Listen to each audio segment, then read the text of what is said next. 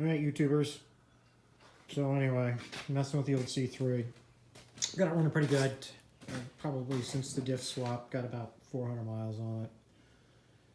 But to really address the glaring issue that's with this car, and it has been for a while, and it's one of the main tuning stumbling blocks. Unfortunately, when I went with a company that I bought the conversion harness with and some other things, they ordered a radiator for me, or radiator. And long story short, the guy was a pioneer in the LS swap industry. He was really had his stuff, but in the end he got sick, he had cancer. The business kind of went to shit. Pardon my French. But in the long run, what actually happened was he folded. I never got my radiator.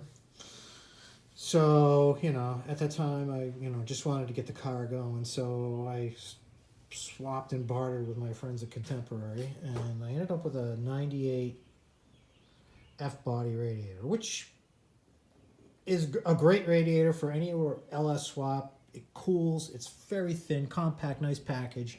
Problem is, on a C3, and the way the radiator is laid out on the inlet, top radiator hose, goes in over here. So it's close to the trailing arm, or the control arm.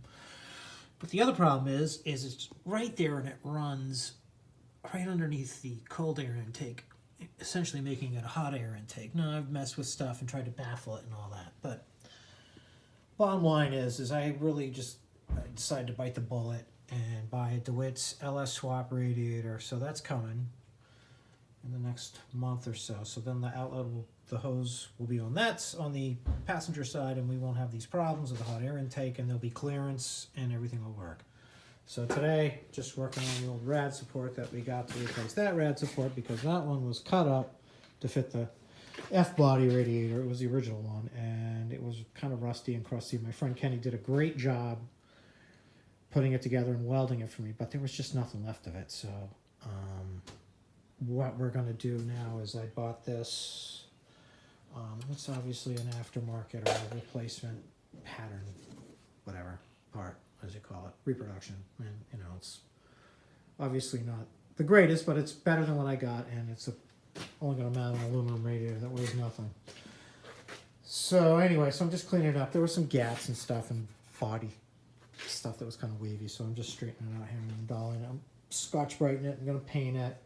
It's already, the welds aren't the greatest, but you know what, it is what it is. It was, it's a fair deal. It's probably the best that I'm going to be able to get aftermarket at this point. And trying to find anything original is just rusty and just not worth the time and effort. So anyway, this going forward, I'm on wait for my Dewitts. Once that comes in, we're going to pull the hood, pull the old rad out, rad support.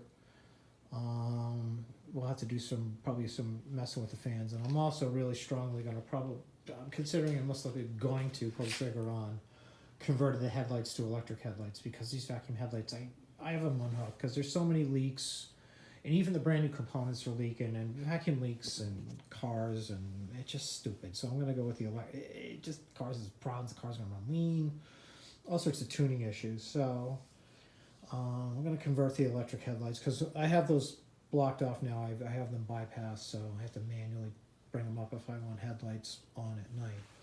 But by blocking off, the car runs 1,000% better. So just small incremental things, but we're getting there. I also put most of the rest of the interior panels in. There's a couple more to go. Of course, I'm sure this will be ripped out again, probably another 3 or 4 times. So it is what it is. It's kind of a process. But yeah, that's kind of where we're at now. Car is running really good. The only problem is it gets hot now. And with the way the radiator configuration is right now, it effectively is just swallowing really hot air, and it starts to run like shit and pulls timing, and it's just not fun to drive. So hopefully this will address that. I'm also going to buy my friend Mr. Black. Thank you, dude. I saw what he used in his build, his K&N build a kit. So I think I'm going to do something like that. Brian and I have bounced around a few ideas about how we're going to mount. We're going to make some baffling and stuff, and how we'll probably be able to maybe tighten up the radiuses and stuff. So that's kind of the plan for now. All right. Later.